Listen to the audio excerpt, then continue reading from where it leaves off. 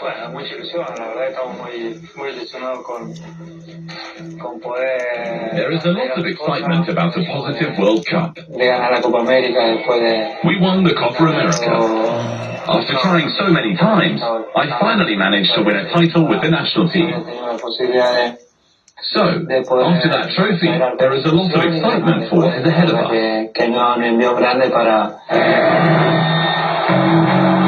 Messi's World Cup career began with back-to-back quarter-final exits in 2006 and 2010. At the 2014 World Cup in Brazil, he captained Argentina and dragged them almost single-handedly to the final. He also took home the Golden Ball as the tournament's best player, but was powerless to stop Germany capping their incredible renaissance. More heartbreak followed in 2018 in Russia, when a nervy group stage led to a round of 16 defeat to eventual champions France. It seemed then that fate had decreed this wonderful player would depart without the game's greatest honor. But the Copa America victory and move to PSG have sowed seeds of hope once more.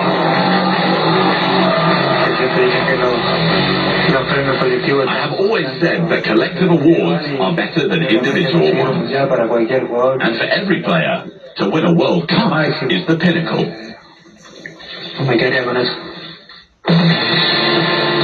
With Lionel Scaloni at the helm, the Albiceleste cruised through qualifying.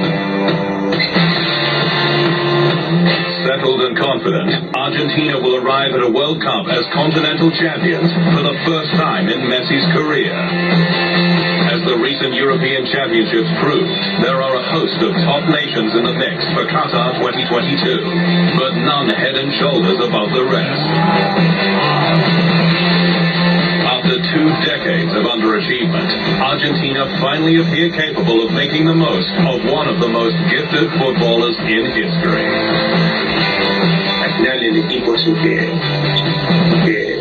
In the end, it's the team that pulls things together and makes him even better. He is doing well with the team, and he feels comfortable among his teammates.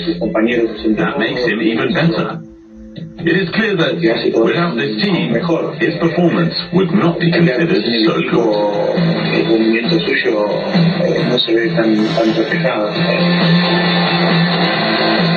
The diminutive Messi has long punched above his weight. It would be fitting if he departed football's greatest stage with a knockout blow.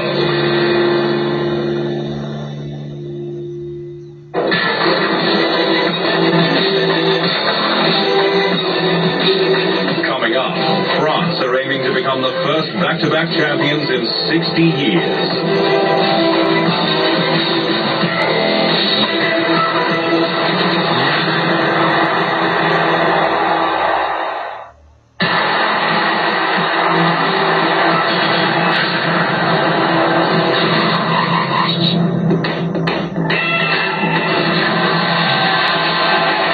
The 2018 FIFA World Cup champions head to Qatar full of confidence and boasting one of the most extravagantly talented squads in the world. Put simply, France have no weak links. The spine of the side features a resurgent Hugo Lloris, the silky Raphael Varane, the indefatigable N'Golo Kante, and the prolific Karim Benzema. Around them, the likes of Paul Pogba, Antoine Griezmann, and Kylian Mbappe are afforded the freedom to express themselves. Overseeing it all is Didier Deschamps, his country's longest-serving manager and a World Cup winner as both captain and coach. He wins wherever he goes, because he has the playing experience which helps him now he's a coach. Despite his success, Deschamps is taking nothing for granted. The fact that we are France and we are world champions is not enough to ensure that we go on the pitch and beat all our opponents 3, 4 or 5-0. The opponents are also there to make our life difficult. Euro 2020 was a case in point. France went undefeated in normal time, but still crashed out on penalties at the round of 16 to Switzerland. was swift. A decisive UEFA Nations League campaign, culminating in finals victories over Belgium and Spain. History is not on France's side in Qatar. Only two sides have ever defended a World Cup, and the last of these was Pelé's Brazil back in 1962. After France won on home soil in 1998, they followed up that incredible high with a humiliating low, beginning their 2002 defense with defeat to Senegal and finishing bottom of their group without scoring a goal. With 3 draws in their opening 5 matches, qualifying for Qatar was not a cakewalk, but those results contributed to a run of 16 games unbeaten throughout 2021 that provided a much broader appreciation of France's impressive form. So the defending champions will fly to the Gulf with expectations high that they can not only improve on their previous title defense, but perform strongly as one of the tournament's favorites. I think individually, France are the best team in the world. If you analyze their starting 11, you can see the kind of players they've got and the clubs they play in. They have top quality, and they are key players in their clubs. That starting 11 begins with a World Cup winning captain.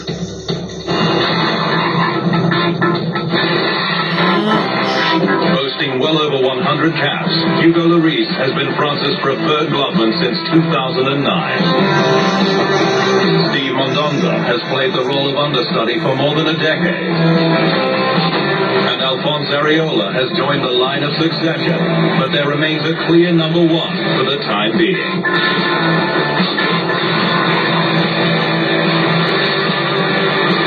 Deschamps has a stellar cast of performers at the peak of their careers, aged in their mid-20s.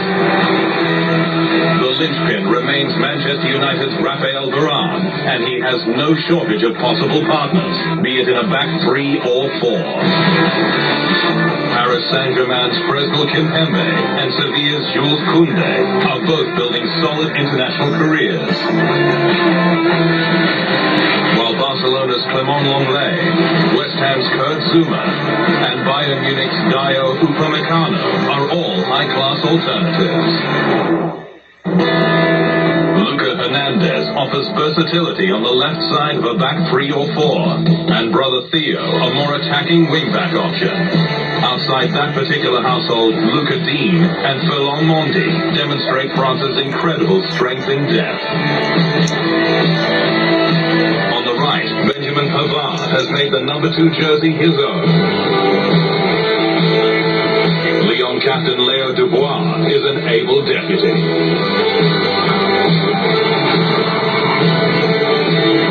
He might be an enigma at club level, but Paul Pogba is the heartbeat of France's midfield.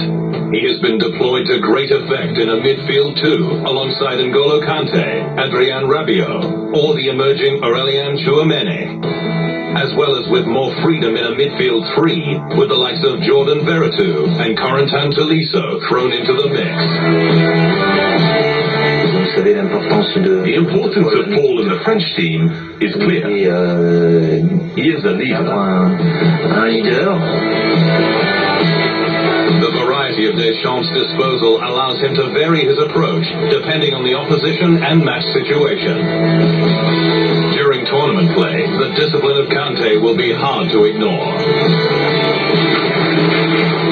Other names to look out for include Atletico Madrid's Thomas Lemar, veteran Steven Nzonzi, and Lyon's Houssam Aouar.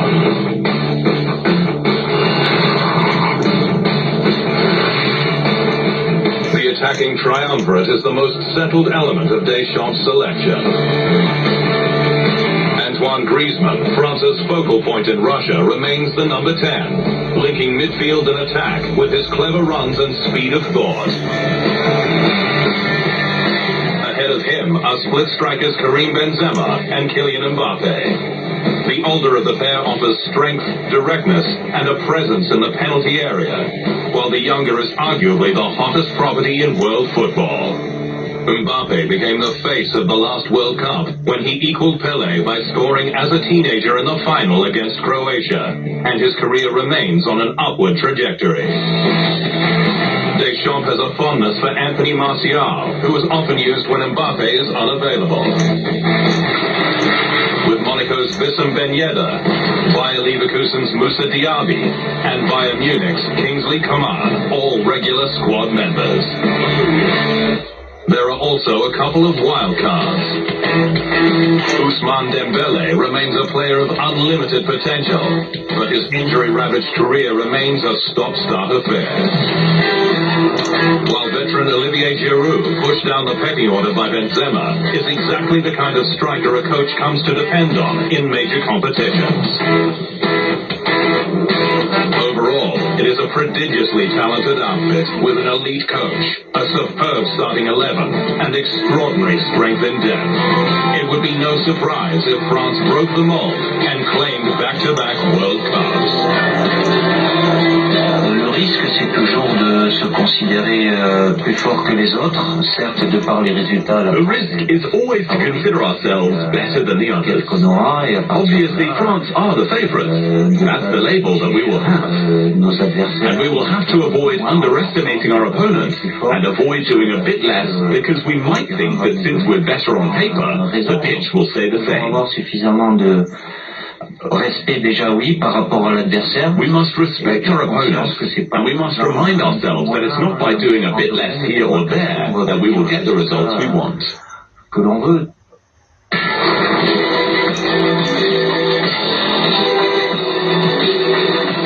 Up next, the sophisticated branding that makes Qatar 2022 unmistakable.